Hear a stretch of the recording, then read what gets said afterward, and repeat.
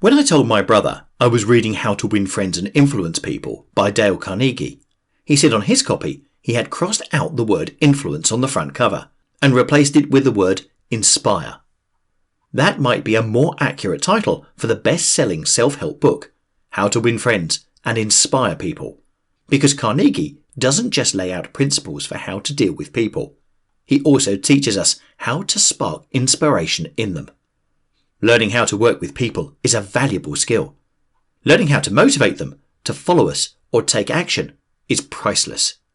Carnegie divides his book into 3 sections, each with a list of principles summarizing the main ideas. I won't list out all the principles. You can find them through a quick Google search. Instead, I've collected a few of my favorite quotes that capture the core and most helpful, recurring ideas. If we can master the art of inspiration, we can find success anywhere we go. But the person who has technical knowledge, plus the ability to express ideas, to assume leadership, and to arouse enthusiasm among people, that person is headed for higher earning power. How well you know your industry may have something to do with how many dollar bills are sitting in your bank account right now. But a much better predictor of wealth actually isn't your technical knowledge. It's your ability to deal with and inspire other people. Learn to lead. Learn to communicate. Learn to inspire confidence and excitement. These are the skills that get paid big buckaroos, because only some people ever master them. For the great aim of education, said Herbert Spencer, is not knowledge but action, and this is an action book. Carnegie focuses on real-life examples of people putting his principles to work. He emphasizes the importance of taking direct and immediate action in order to see firsthand how his principles operate in real life. Learning is only useful if you put your newfound knowledge into motion. Action is the source of change and growth. In order to inspire others, we have to take action, put ideas to the test, and gain real experience. Criticism is futile because it puts a person on the defensive and usually makes him strive to justify himself. Criticism is dangerous because it wounds a person's precious pride, hurts his sense of importance, and arouses resentment. Probably the worst thing you could do when trying to change someone else's mind or actions is criticize them. Not only does it raise their hackles, but it also wounds their pride. It's easy to get frustrated when someone does something we don't approve of. It's even easier to point it out and let our frustrations escape. But this almost always leads to anger and resentment. No one likes to be criticized. No one likes to believe they did something incorrectly, poorly, or wrongly. Everyone likes to think of themselves as valuable and capable. Instead of criticizing, ask questions and get to know the other person's perspective first. You'll be in a much better position to try to change their mind after you understand them.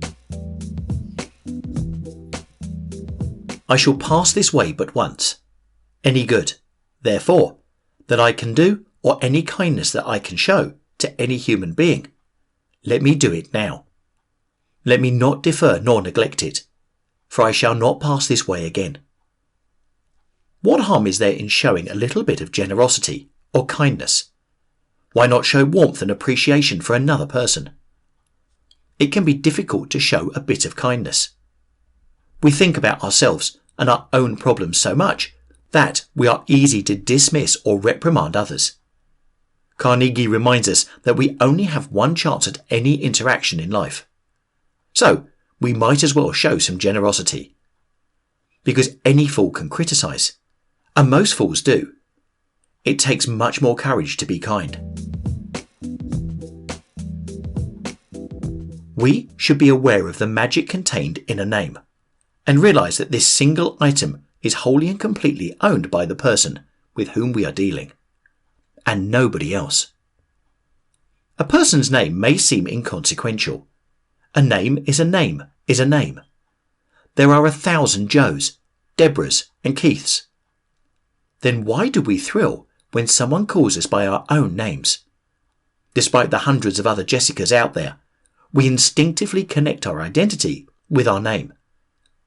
The next time you meet someone, in business or in your personal life, make a point to ask them their name. Repeat it back to them. Then use it the next time you see them. You will instantly build rapport and show them that you took the time to care. A person's toothache means more to that person than a famine in China, which kills 1 million people. A boil on one's neck interests one more than 40 earthquakes in Africa. Understanding how self-absorbed most people are will help you immensely in life. First, it will give you the freedom to stop worrying about what other people think of you, which is probably little to nothing. Second, it will help you instantly connect with other people because you already know the topic that most interests them, themselves.